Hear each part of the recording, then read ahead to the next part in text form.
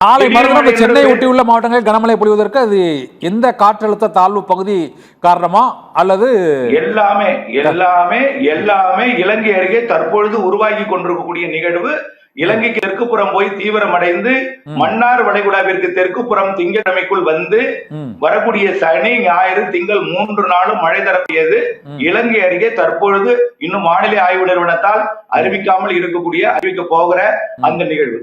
ஞாயிற்றுக்கிழமை முதல் சென்னை, காஞ்சிபுரம், திருவள்ளூர், செங்கல்பட்டு இந்த வட மாவட்டங்கள்ல கனமழை இருக்குது. ஆமா, ஞாயிறு திங்கள் கனமழை இருக்கு. அங்க மட்டுமல்ல, உள்ளேயும் திருப்பத்தூர், ராணிப்பேட்டை, ஆந்திர, கர்நாடக எல்லையோர மாவட்டங்கள், அனைத்து வடவுள் மாவட்டங்கள், எல்லா மாவட்டங்களுக்குமே ஒரு டெல்டா தென் மாவட்டங்களுக்கு இருக்கா சார்? ஞாயிறு திங்கள் டெல்டா ஞாயிறு திங்கள் அதாவது திங்கட்கிழமை வரைக்கும் அதிகமா பெரும்பாலான மணி நேரங்கள் மழையாத்தான் இருக்கும். டெல்டாவிற்கும் தென் மாவட்டங்களும் விட்டு விட்டு கனமழையாக இருக்கும். சில நேரங்கள் மிக கனமழையாக இருக்கும். தென் மாவட்டங்கள்ல மேற்கு தொடர்ச்சி மழை அதீத மழை பொழிவிற்கும் 25 சென்டிமீட்டர் கூட பொழியலாம். அந்த காக்காட்சி, மாஞ்சோலை, அந்த குற்றாலத்தை ஒட்டி உள்ள பகுதிகளில் 25 சென்டிமீட்டர் மழை பெய்திருக்கிறது கடந்த 2 நாட்களுக்கு முன்பு. மீண்டும் 25 சென்டிமீட்டர் மழை இருக்கும், கண்டிப்பா இருக்கும். அந்த இடம் தாமிரபரணியில் வெள்ளப்பெருக்கு இருக்குது, அடுத்த வாரமும் இருக்குது. கண்டிப்பா அடுத்த வாரம்ல நாளை மறுநாள் திங்கள் செவ்வாய் எல்லாமே இந்த நிகழ்வு இலங்கை திங்கட்கிழமை வரை இருக்கிறது. அனைத்து மாவட்டங்களும் இருக்கு. இப்போ மழை இல்லையே, இது பெய்யாதுன்னு சொல்லிட்டு இருக்கவங்க தயவு செய்து இது பெய்யும் என்ற நம்பிக்கையுடன் இருக்கலாம். ஈரோடு, நீலகிரி, கோயம்புத்தூர், கிருஷ்ணகிரி, தருமபுரி, சேலம், நாமக்கல் எல்லா மாவட்டங்களுக்குமே சனி ஞாயிறு திங்கள் இருக்கிறது. இந்த இலங்கை அருகே புதிதாக உருவாகக்கூடிய நிகழ்வு. அடுத்த நிகழ்வு 22ஆம் தேதி மேல உருவாகி 24ஆம் தேதி மண்டலமாகி இலங்கைக்கு அருகே வரும் பொழுது இப்போ இலங்கை கிட்ட மழை பொழிவை கொடுக்கக்கூடிய நிகழ்வு கிழக்கு நோக்கி வந்து இரண்டும் ஒன்றிணைந்து தீவிரமடைந்து தமிழ்நாட்டின் கரையை நெருங்கும் என்று எதிர்பார்க்கப்படுகிறது. இப்போ சென்னையார் பெயர் சொல்லிட்டு இருக்காங்களா சார்? கிட்டத்தட்ட இது ஒரு மாசமாவே சொல்லிட்டு இருக்காங்க. இந்த மோந்தா புயலுக்கு அப்புறம் சென்னையார் புயல் உருவாகும்னு. இது எந்த காற்றழுத்த தாழ்வு பகுதி வலுவடைந்து உருவாகும்?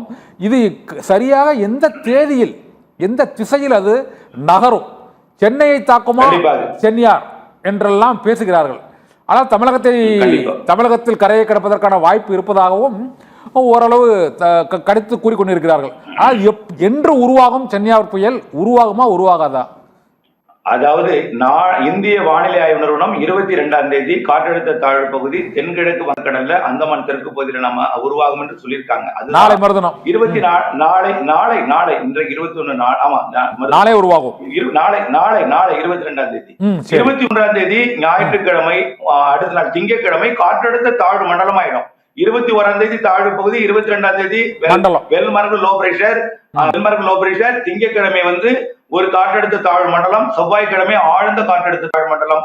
அதுவே புயலா மாறும். எங்க வந்துன்னா இலங்கைக்கு நெருக்கமாக வந்து தெற்கு மத்திய வங்கக்கடல், இலங்கைக்கும் தெற்கு அந்தமானுக்கும் இடைப்பட்ட தெற்கு மத்திய வங்கக்கடல் வந்து தீவிரமடையும் பொழுது இப்போ இலங்கை கிட்ட இருக்கக்கூடிய நிகழ்வு இப்ப தென் மாவட்டங்களுக்கும் டெல்டாவிற்கும் நிறைய மழை பொழிவையும், உள் மாவட்டங்களுக்கு சென்னைக்கெல்லாம் ஞாயிற்றுக்கிழமை மழை கொடுக்க போகிற அந்த நிகழ்வு நிலை கொண்டிருக்கிறது அல்லவா? அது வரக்கூடிய புதன் வேடல்ல போய் அதோட ஒன்றிணைந்து தீவிரமடைந்து தமிழ்நாட்டை நோக்கியே வரும். பெரும்பாலும் தமிழ்நாட்டின் அதாவது மத்திய மாவட்டங்கள்லயோ அல்லது வடகடலோரம் தான் அது கடக்கும். ஆனால் கடக்கும் பொழுது சென்னையார் புயலாக உருவானாலும் கரையை நெருங்கும் பொழுது மீண்டும் ஒரு தீவிர தாழ்வு பகுதியாகத்தான், அதாவது ஒரு வெல்மார்க் லோ பிரஷராகவோ அல்லது ஒரு டிப்ரெஷனாகத்தான் அது கரை கடக்கும்.